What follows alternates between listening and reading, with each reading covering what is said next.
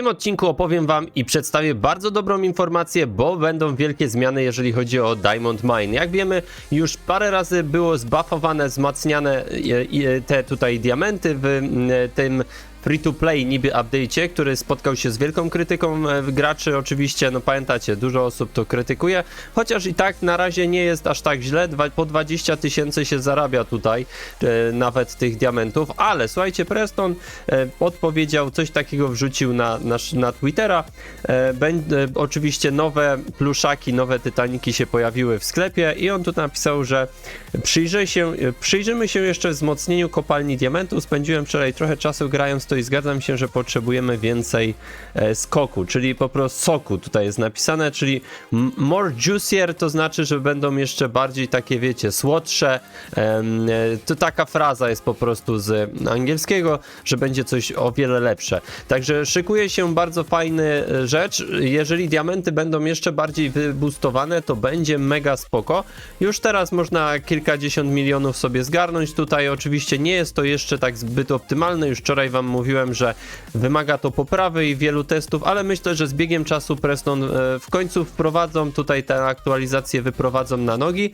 No niestety jest jak jest, no tak musicie brać to pod uwagę, że nie zawsze wszystko jest dobrze zrobione, nie zawsze wszystko będzie działać tak jak należy, chociaż moim zdaniem oni powinni unikać tego typu rzeczy i testować to, po prostu zrobić grupę testerów z youtuberów, którzy mają jakiegoś naprawdę prosa, który ma naprawdę mega mocne pety, jakieś, które ma średnie pety, jakieś, które ma na przykład mniejsze i jakiegoś nuba, żeby to wyważyć tak, żeby wszyscy byli zadowoleni. Oczywiście nie da się wszystkim dogodzić, ale da się to zoptymalizować tak, żeby to było, żeby to miało ręce i nogi. Także słuchajcie, oczywiście sytuacja jest jaka jest, ale myślę, że będzie z biegiem czasu naprawiana. Preston to powiedział, więc oczywiście jakby zamysł jest mega fajny. Mi się bardzo podoba to, że będą też obszary, gdzie ludzie będą mogli sobie farmić. W ogóle wiem, że dużo osób zhejtowało to, że trzeba poświęcić jakby huge peta. I moi drodzy, okazuje się, że Preston wyjawił, dlaczego tak jest. To jest sprowadzone przez to, żeby osoby, które używają botów do farmienia, miały jakieś utrudnienie, bo jak wiecie, te fake konta, no teraz będziecie musieli dawać, nie wiem, jak robicie 20 kont czy 10, to będziecie na każdym koncie musieli wrzucić oczywiście huge peta poświęcić, więc jest to jakieś troszkę takie mało uciążliwe, ale jest dla osób, które chcą farmić to na botach, tak? Czyli mają multi-konta po 30 kont i farmią sobie te diamenty, więc to było dlatego jest wprowadzony ten huge pet.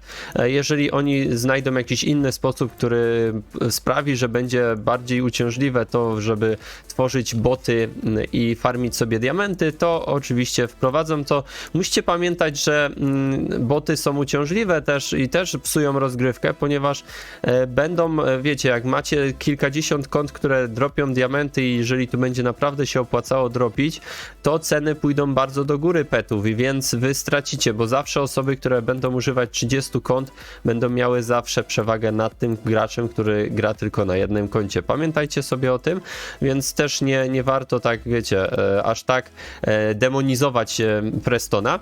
Natomiast pozytyw jest taki z tego wszystkiego, że jednak jak widzicie, no ja tu widzę miliony zarabiam, tak, tych diamentów. Jednak pozytyw jest taki, że słuchajcie, jest to naprawiane, więc mega fajnie, że coś takiego Preston w końcu zrobi, więc lada chwila spodziewajcie się boosta tych wszystkich tutaj rzeczy w diamentach.